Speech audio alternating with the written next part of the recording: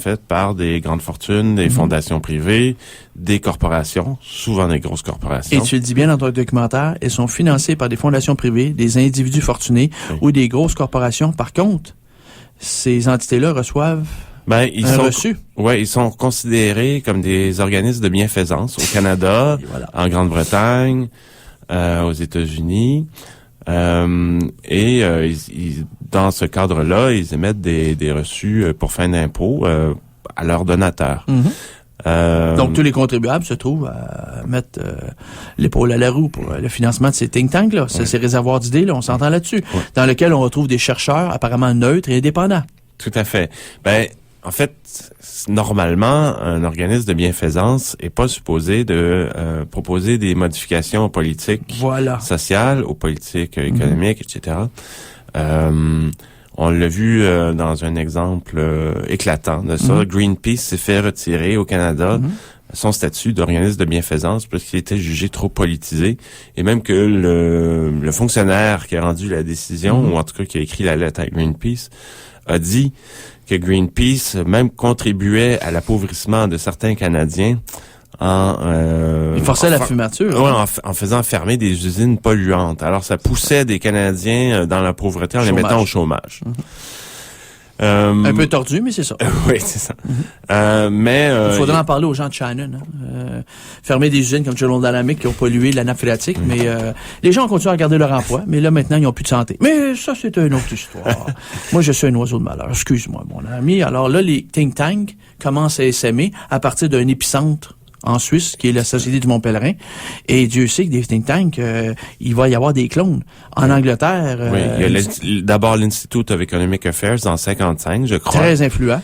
Très, très, très influent. Et d'ailleurs... le fondateur, dont j'oublie le nom, Anthony, je sais plus qui. Oui, on va revenir moi avec. Donc, lui, en a fondé plusieurs autres par la suite. Il y a eu en 73... Dont l'Institut Fraser à Vancouver. Oui, tout à fait. Partie prenante à Vancouver, l'Institut Fraser. Tout à fait. Et le Atlas Economic Foundation, qui est un immense think tank, qui justement vise à promouvoir la formation d'autres think tanks partout dans le monde.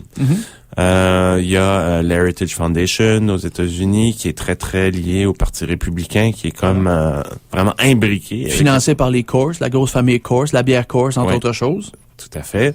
Il y a... je sais pas, on pourrait dire le Cato Institute aux États-Unis. Il y a en Grande-Bretagne, il y a eu aussi le Center for Policy Studies de Keith Joseph, qui a permis à Margaret Thatcher... politicien? Oui, qui est devenu Sir Keith Joseph. On l'a noblé. Margaret Thatcher a fait un retour d'ascenseur. Et c'est ça lui a permis, Margaret Thatcher, de prendre assise pour révolutionner le Parti conservateur, pour l'amener encore plus à droite, si c'était possible. C'est ça. Elle arrive en 79. Tout à fait. Et d'ailleurs, tout le long de l'ère Thatcher, là, les trois grandes think tanks britanniques, c'est-à-dire l'Institute of Economic Affairs, le Center for Policy Studies et le Adam Smith Institute, qui a été fondé aussi par... j'oublie leur nom, je suis désolé. Vont faire tout un appui idéologique. Ils vont publier, parce que c'est essentiellement ça qu'ils font les think tanks, ils publient. Et ils publient dans les journaux, dans les universités, mais aussi auprès des parlementaires. Par exemple, le Cato Institute, à chaque 2 ans à peu près, publie ce qu'il appelle le Cato Handbook, qui est un petit manuel à l'usage des parlementaires américains pour leur proposer des projets de loi qu'on voit finalement souvent adoptés pour aller vers la libéralisation des marchés ou la privatisation de certains secteurs, ou etc., etc. Il y a aussi des think tanks qui sont plus, disons, qui ont une assise plus géopolitique, géostratégique. On l'a vu avec le gouvernement Bush. Il y avait le Project for a New American Century. Absolument. Il y a des think tanks qui sont plus académiques, le Ludwig, le von Mises Institute, le Hayek Center. Il y a des think tanks qui sont spécialisés dans la contre-réformation environnementale, dans l'assaut idéologique qu'on voit en ce moment aux États-Unis pour revenir au créationnisme. Alors, des think tanks extrêmement puissants. Qui sont toujours financés par la droite religieuse, oui, à fond la caisse. Tout à fait. On a tu as mentionné l'Heritage Foundation qui publie le Mandate for Leadership. Pratiquement à chaque présidence, c'est pas compliqué, c'est quasiment c'est le plan d'affaires. Un plan d'affaires du président. Oui. Moi, j'ai lu celui, ben, c'est des grosses briques là, c'est environ 2,5 pouces d'épais. Je l'ai pris aux États-Unis, puis c'était avec l'arrivée de Reagan, il y avait le Mandate for Leadership. C'était carrément ce que Reagan a fait pendant 8 ans. Oui, tout à fait. C'est quoi? Mandate for Leadership. Et ici, bon, au Canada, plus près de nous, il y a l'Institut Fraser, l'Institut économique de Montréal. Qui est venu par après. Oui, parce que justement, chez les francophones, en France, par exemple, il n'y a pas vraiment de think tank. Ça n'a jamais réussi à s'implanter. Plus maintenant. Mais pas comme aux États-Unis. Non, c'est ça. Et donc le Québec avait pas son think tank et là même il y a 1 an l'Institut Fraser a ouvert un bureau à Montréal. Absolument, il y a une filiale. Donc ils essaient de faire avancer leur cause ici plus que jamais. Et l'Institut économique de Montréal, bon, quand on regarde qui est sur le conseil d'administration, ça donne une petite idée. Hélène Desmarais est présidente. Il y a l'ancien président de l'OCDE qui était derrière l'accord multilatéral sur les investissements. Il y a des gens qui sont en faveur de la privatisation des soins de santé. Il y a le PDG... Le docteur Chaouli. Il venait de où? Il venait de l'Institut économique de Montréal. Il y a le PDG de la firme de sécurité là. Monsieur Stéphane Crétier de Garda. Oui, merci. Et oublie pas que Garda, c'est une entité qui appartient à Power Corporation maintenant. Ils ont racheté Kroll de Monsieur Jules Kroll, qu'on appelle le détective privé de la CIA. Oui.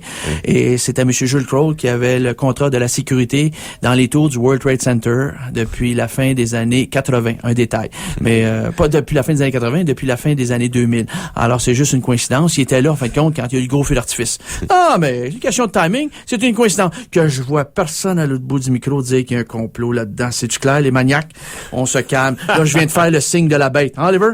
Le signe de la bête. Encorner les tous, et moi, je me suis fait encorner par le bull à Wall Street, Simonac. Non, j'ai pas voulu flatter les testicules du boule. Mais voilà ce qui arrive. Là, maintenant, faut pas me piler ses pieds, bâtard. C'est ça, il aurait fallu que je flatte les testicules du boule. Et je l'ai pas fait, Richard. Alors, je paye pour aujourd'hui. Qu'est-ce que je te dis? Ah, Richard. Écoute, mon cher Richard, les think tanks avaient un boulot de sape, un travail de sape intellectuel à faire. C'était comme des caisses de résonance qui envoyaient leurs études aux médias, aux grands médias, qui appartenaient aux grands barons de la presse concentrés, à forte concentration. Et les médias devenaient comme des courroies de transmission, des idéologies qui avaient résonné dans les think tanks, mais c'était les idéologies des boss, des possédants, de l'establishment, des plutocrates. Tu vois, fait que la chaîne est tellement évidente, est tellement claire. Puis au bout de la ligne, qu'est-ce qu'on a? On a le bon lecteur du Journal de Montréal, de la presse. Oui, puis on voit, il y a tout un... Ne serait-ce que dans le choix des mots, dans le vocabulaire. Voilà. Bon, tu sais, aujourd'hui, là, j'arrêtais pas, j'arrivais de la campagne en char, je rageais parce que aux nouvelles, j'arrêtais pas de dire le tsunami, la tempête économique s'est abattue sur la pauvre caisse de dépôt, puis sur le pauvre Henri Paul. Puis, tu sais, je veux dire...